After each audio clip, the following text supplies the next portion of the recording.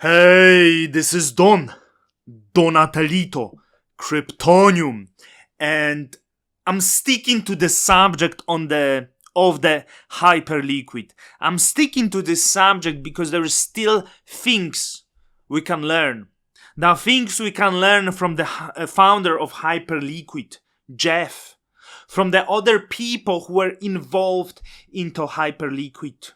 We can learn what makes successful layer 1, how to start proof of stake blockchain, how to build decentralization. So all of these things, if you want to listen, make sure you like this video, you share this video, and you do show love under this video. So you see, I've listened a lot of voices through the past year, and by the way, it was really hard to predict that grant of the success. I don't think I didn't know the size of the airdrop will be that big, and anyone there is probably thinking, if I just knew, I would not ignore it in the particular times. And perhaps I'm guilty of that. I ignored Hyperliquid pretty much around October and early November. I didn't knew of the new launches, but that's what happens when you're trying to chase many different rabbits, I guess. But it was worth paying a little bit of the attention. But anyway, I don't want to get out of that subject.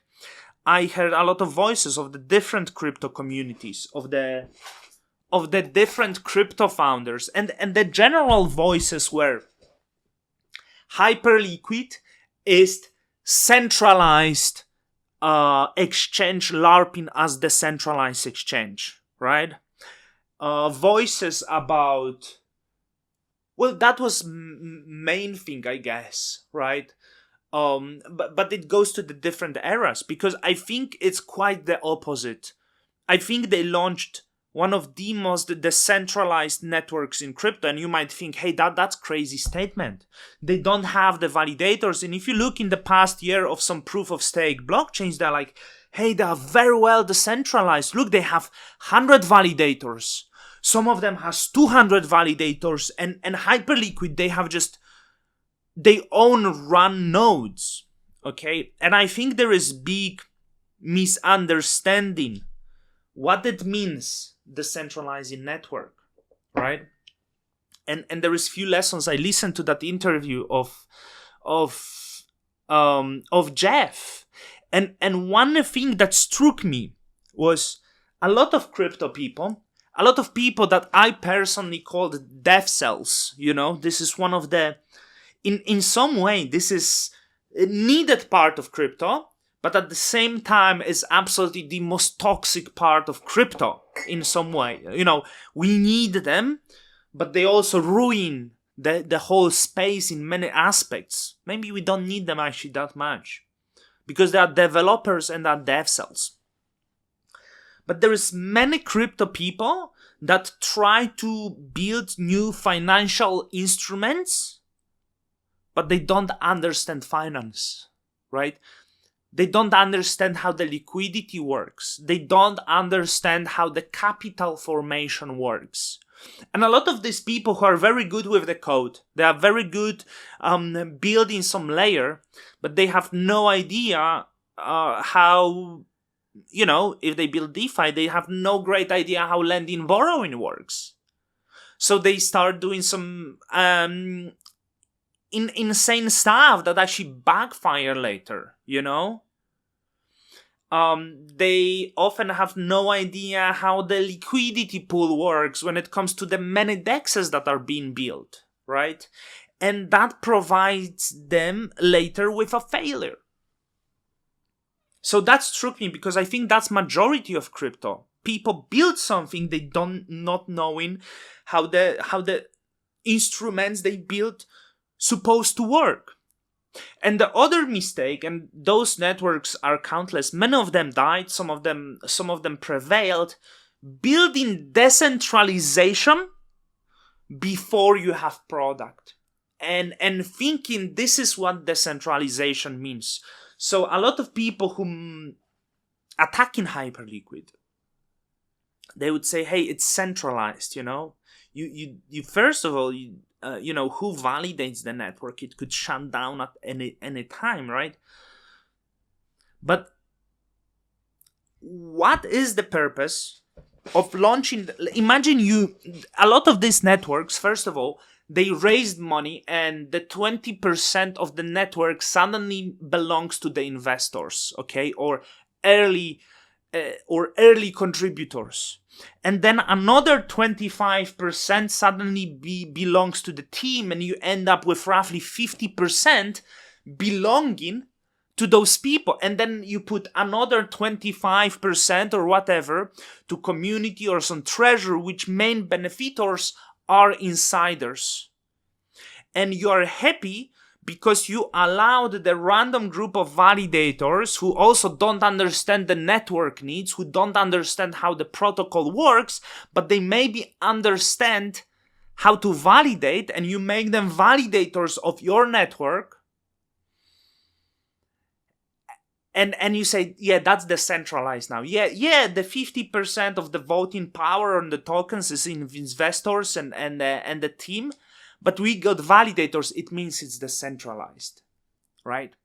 Let's think about the logic. What you saying, what you claiming about decentralization, okay? Is this network really in the hands of the users? Yeah, you have validators and your token, and is it really in the hands of the users? You decentralize networks, but you eliminate users from the financial incentive of the building network. So what Hyperliquid did, which is absolutely, maybe some other networks also do that. They start closed. They close it. They control the network. Okay. But you build the liquidity vault for the network where users can participate and be part of the market making of the network, which doesn't have token yet. Okay? You start trading, you building. The words go from person to person. Hey, this is good network. There is good user experience. You create the best possible experience. And there is no token. No one wonders about token. They just want to use the platform for trading. And they come for that and they trade. So you build the community of users who really enjoy platform and who are right fit for your network. So they not only speculate on the token, but they are users who enjoy trading perps in this case, because you build perp networks. So you kind of gating anyone else. You gating other people who are not interested, who don't do what you built for. So you build a community of engaged users. And once the platform matures, you make those users financially aligned, making them owners of the token. That's the main token of the network. So, okay, the nodes are centralized. There is time to decentralize them. First, focus on building capital, right? It can be TVL or whatever. Like building this large pool of money. And they did it successfully. Distribute the network participation across users. They did it. Now, I think they can start thinking about future that this network slowly will get decentralized. And how I assume the validators of the network will look, it's not random validators that they come, hey, I have experience in validating, now I want to validate. The validators of the network will be the supporters and participators of the network. That's the right way of doing this. The people who are loyal to the network for for 2 years or for more, whatever, right?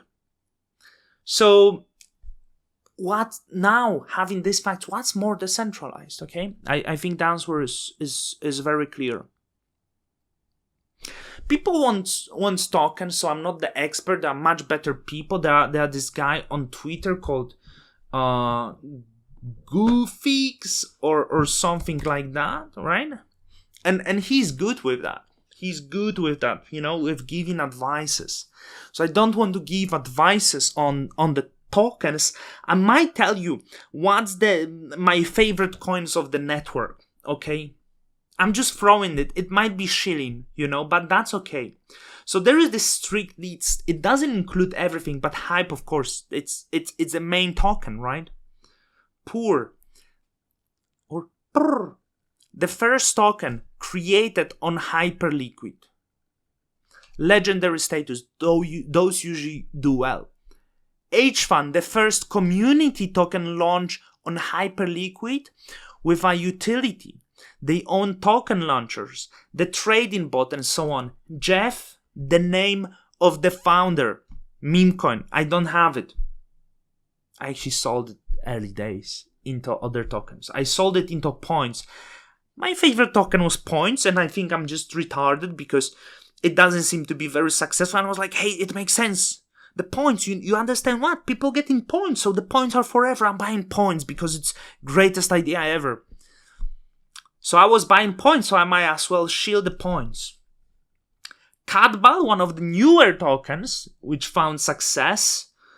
I think Goofix is big participator of that. Schizo, one of the early tokens that then ranked and then rebranded into AI tokens.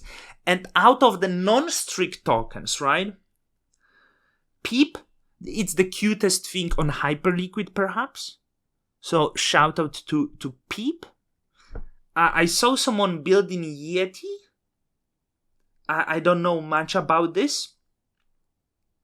And this El Cuna is, I think, maybe one of the first agents. So that's it about the tokens. I don't want to go too far. I wanted to give you the main tokens that are around there. Oh, RAG. RAG is one of the first tokens as well that was deployed there. Anyway, the video is up. The lesson is finished. And with that, Don Kryptonium, Don is out. Till the next time.